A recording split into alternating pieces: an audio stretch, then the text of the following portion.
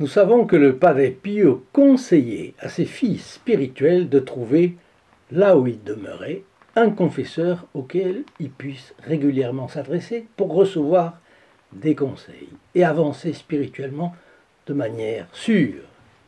Et nous, avons-nous besoin d'un confesseur? Allons voir quelques exemples de conseils que le Padre Pio donnait.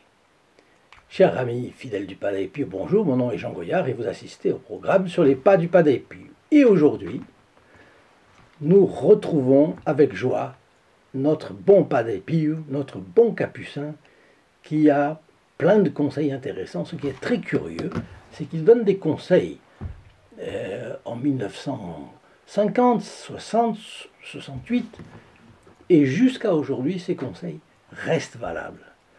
Ça fait penser un petit peu aux paroles de l'Évangile.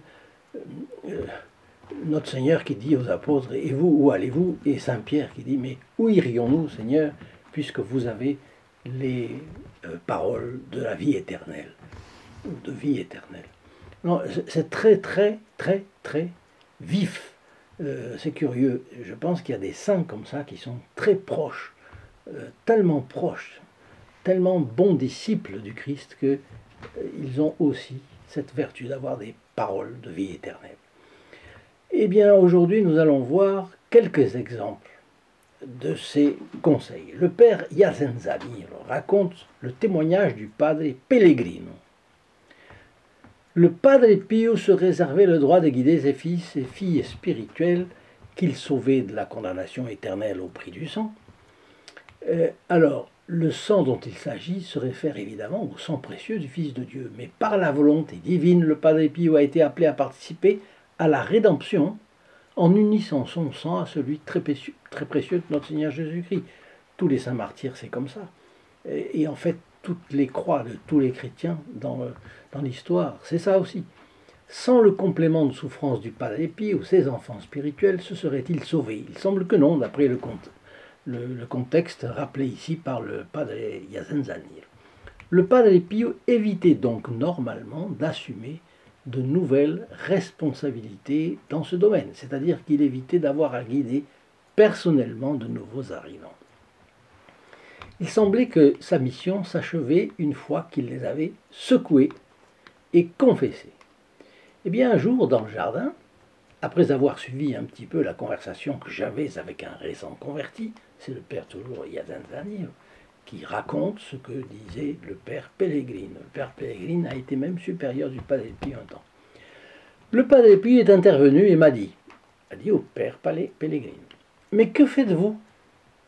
Laissez ce pauvre homme demander conseil à ses prêtres quand il rentrera chez lui. Ne l'embrouillez pas. L'Église a les bras larges. Et si nous pensons que nous pouvons remplacer ses bras, nous ne faisons que créer la confusion. » C'est une belle leçon d'humilité pour le père Pellegrine et pour nous aussi. Parce qu'en réalité, tout dépend de la grâce. Tout dépend de la grâce. Et cela, c'est une chose intéressante. Le Padre Pellegrine voulait faire comme Padre Pio, mais il n'avait pas les dons du Padre Pio. Et le Padre Pio disait qu'ils aillent voir leur prêtre sur place. J'ouvre une parenthèse, le Padre Pio a été le pont, a été le trait d'union entre Dieu et ses filles et fils spirituels, ceux pour lesquels il avait assumé la responsabilité de les guider vers le ciel. Que dites-vous d'être à votre tour le trait d'union entre le Padre Pio et quantité d'âmes que vous ne connaissez pas, mais qui peuvent en arriver à connaître le Padre Pio grâce à vous? Avez-vous pensé à la sainte responsabilité que nous avons tous sur ce plan? Tous ceux qui aiment le Padre Pio, nous avons la responsabilité. Dans vos commentaires, dites-moi ce que vous en pensez de cela. On commentera ça ensemble. Le Padre Pio considérait les rôles de confesseur et de père spirituel comme irremplaçables. Il faut ici préciser la différence entre ces deux notions. entre ces deux rôles du prêtre, la différence de nature et de mise en œuvre entre ces deux rôles, le rôle de confesseur et le rôle de père spirituel, de directeur de conscience. Contrairement à la seule direction spirituelle, la confession est un sacrement. Le prêtre parle et agit in persona Christi, c'est-à-dire en nom et place du Christ. Lorsqu'on va se confesser dans une église, ce n'est pas de direction spirituelle qu'il s'agit.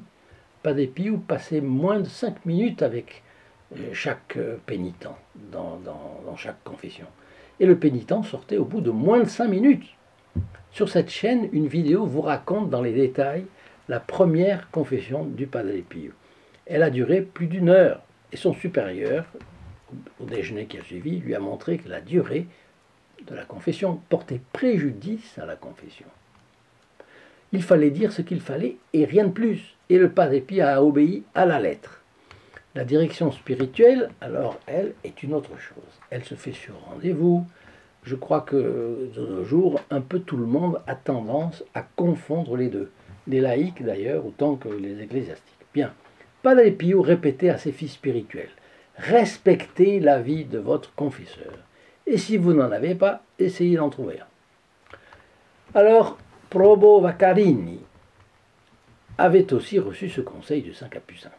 Et il l'avait suivi et se trouvait satisfait de la direction et des conseils du père spirituel qu'il avait choisi. Mais un jour, dans sa ville, en arrivant à l'église où il avait l'habitude d'aller, il reçut la mauvaise nouvelle que le prêtre auquel il se confiait avait été envoyé dans un autre apostolat, une autre paroisse, une autre tâche. Alors, de passage à San Giovanni Rotondo, Probo Vaccarini en a parlé au Padre Pio, et celui-ci lui a dit, sur un ton sérieux et rassurant: « Je suis à vos côtés. Je suis à vos côtés. » Alors, réponse de Pablo Vaccarini: « Mais vous allez être loin, et quand je rentrerai chez moi, vous serez loin. » Et le Padre Pio a insisté: « Je serai à vos côtés. Je serai à côté de toi. » Tu as compris? Là, il a promis qu'il serait là. Et en fait, qu'est-ce que ça veut dire? Il va inspirer les pensées, les paroles au prêtre qui est là. Voilà, c'est ça que ça voulait dire. Alors, c'est rassurant, en effet.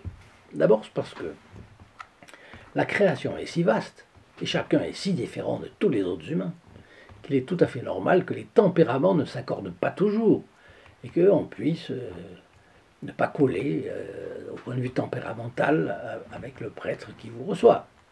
Ensuite, il y a une deuxième raison: 50 ans. En 50 ans, tant d'eau est passée sous les ponts que ce n'est plus un seul crise aujourd'hui. Je vous donne une preuve de ça. Il y a 50 ans de morale, et vous étiez sûr d'obtenir toujours la même réponse, qui serait celle du catéchisme, celle de l'Église, etc. Pouvez-vous en dire autant aujourd'hui? Parce qu'il y a des cas où les réponses sont très différentes en fait, selon la personne que vous consultez. Par n'importe quel bout qu'on prenne le problème, on aboutit à la conclusion que, qu'on le veuille ou non, la situation est grave. Grave. La seule précaution bien à la doctrine catholique dans son entier, c'est bien le moins. Si vous souhaitez en savoir plus sur la vie du Padre Pio, je vous donne accès à 2 autres vidéos, ici à côté.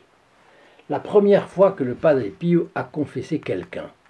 Le titre, c'est « La première pénitente du Padre Pio ». Elle est assez amusante.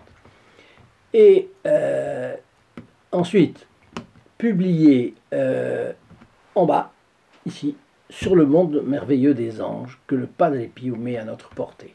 Le monde des anges est-il perceptible? Voilà. Eh bien, je vous souhaite la bénédiction du Padre Pio. À bientôt. Au revoir.